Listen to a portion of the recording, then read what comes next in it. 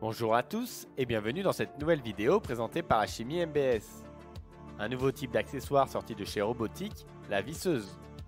Le but de la vidéo d'aujourd'hui est de voir comment l'installer sur un robot Universal Robots, en commençant par présenter le contenu du kit, le montage mécanique, électrique de la visseuse et de même pour le distributeur de vis, la récupération de l'UR cap et de son ajout sur le robot. Enfin, la mise en service de la visseuse. Que retrouvons-nous dans ce kit? Tout d'abord la visseuse avec la partie raccordement pneumatique, électrique et le silencieux. Un coupling, le câble d'alimentation et de communication et un convertisseur RS485 vers USB. On retrouve les vis pour installer le coupling, celle pour la visseuse, deux clés plates pour changer les embouts, un silencieux. Selon le type de vis utilisé, vous aurez un ou plusieurs embouts avec leur O-ring et des manchons réducteurs en silicone, une clé USB contenant la licence copilote pour les E-Series ou capteur d'effort FT300 pour les CB, et une clé USB servant pour l'installation de l'UR cap. Si vous avez acheté le kit entier, vous aurez aussi le distributeur de vis robotique avec son support de montage, son alimentation électrique, un connecteur avec deux câbles pour la communication entre le robot et le distributeur de vis, un câble USB pour les mises à jour des produits et un câble terre.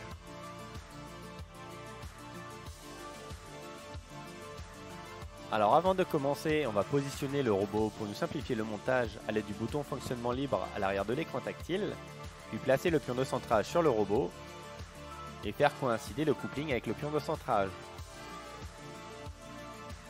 Puis fixez-le à l'aide des 4 vis et écrous du kit.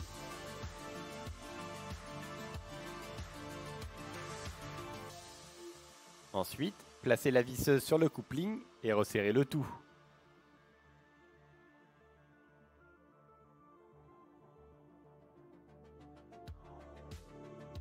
Pour le montage des embouts, suivez les informations de la documentation prévue par le kit.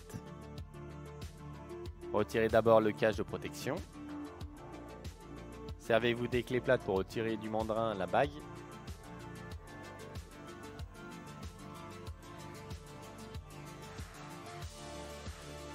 Si le ring n'est pas placé, mettez-le à l'intérieur du mandrin et placez l'embout.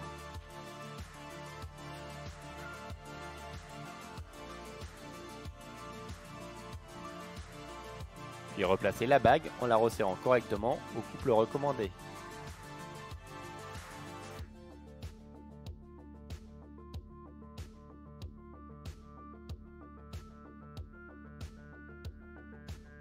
Repositionnez le cache de protection.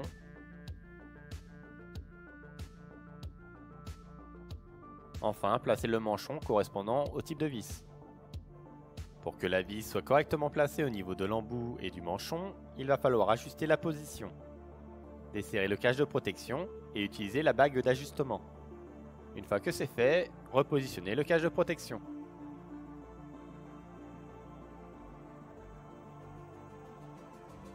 Pour le câblage, il vous faut récupérer les connecteurs d'entrée-sortie.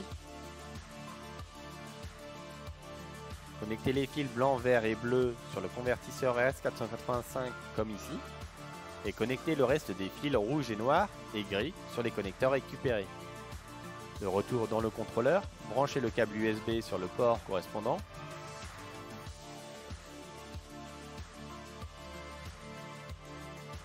Et remettez les connecteurs à leur position.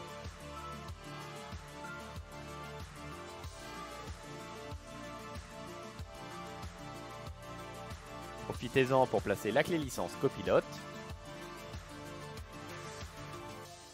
Finissons le montage par le passage des câbles de la visseuse. Repositionnez le robot sur sa position finale d'utilisation et faites passer les câbles en faisant attention en laissant assez de mou pour ne pas les contraindre. Raccordez le câble de 10 mètres avec celui de la visseuse.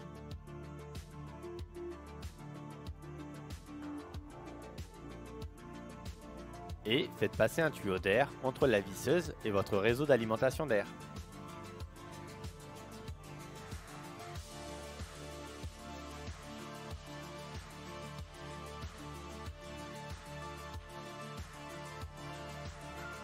Pour la mise en place du distributeur, branchez l'alimentation électrique.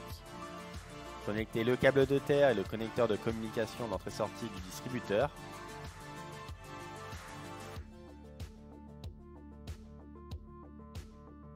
Prenez deux connecteurs d'entrée-sortie classiques dans le contrôleur.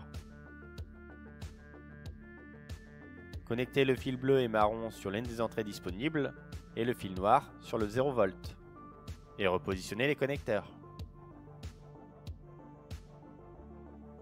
Pour la prise terre, on va se servir de celle disponible dans le contrôleur.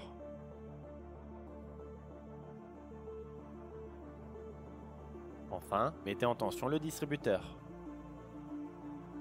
Réglez la largeur du rail à l'aide de la molette à l'arrière. Les vis doivent pouvoir passer sans se bloquer.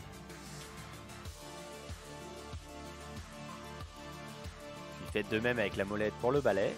Il doit être en mesure de pouvoir éjecter les vis mal placées. Devant, vous retrouvez une molette pour le réglage du passage des têtes de vis, pour éviter le chevauchement des vis. Et la dernière molette sert pour le réglage de la largeur de la plaque qui délivre les pièces.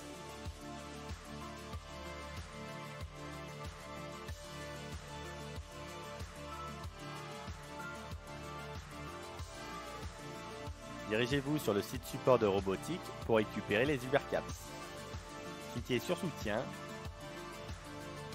sélectionnez le produit, suivi du robot.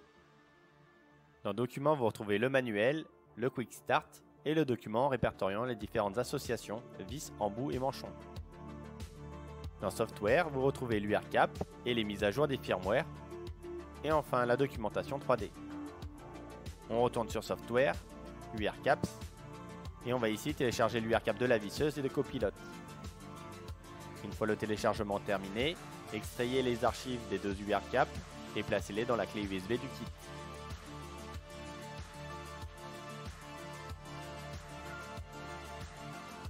Ajoutez la clé USB sur le port USB de l'écran tactile et dirigez-vous dans le menu suivi de réglages.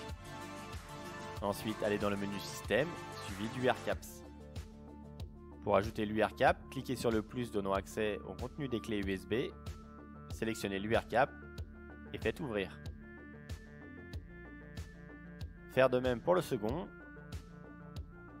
Les deux étant ajoutés, vous pouvez alors redémarrer votre robot.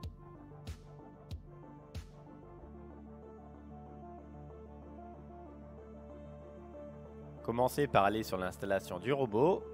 En bas de la page, un nouvel onglet appelé URCaps apparaît, dans lequel vous retrouvez la configuration de copilote et screwdriving pour la visseuse.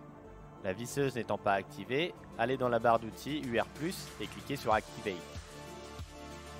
Dans ce bordereau, vous retrouvez la possibilité d'activer ou désactiver l'arrivée de l'air, de pouvoir utiliser la fonction de dévissage et de pouvoir sélectionner la vitesse de rotation ainsi que le sens.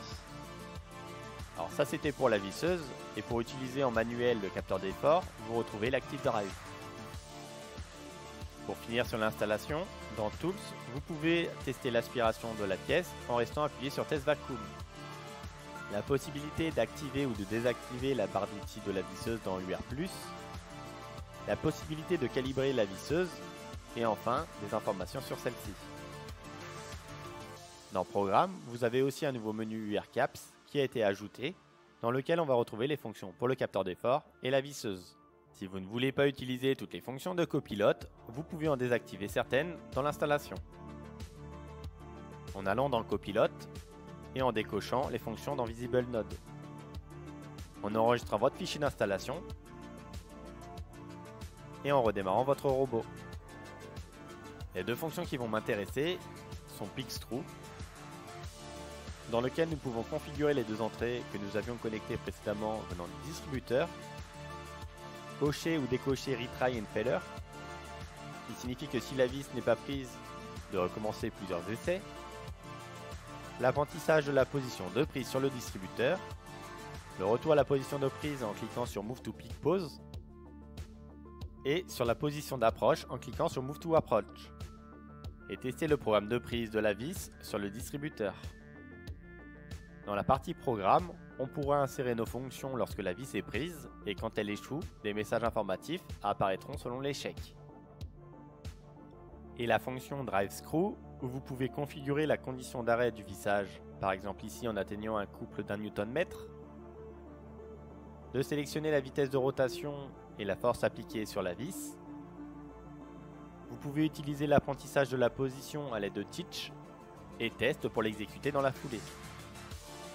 Dans Advanced Settings, les paramètres avancés, comme l'angle avant décélération, la sélection du filetage gauche et les conditions d'erreur. Dans une prochaine vidéo, nous vous présenterons un exemple de programme utilisant ces deux fonctions.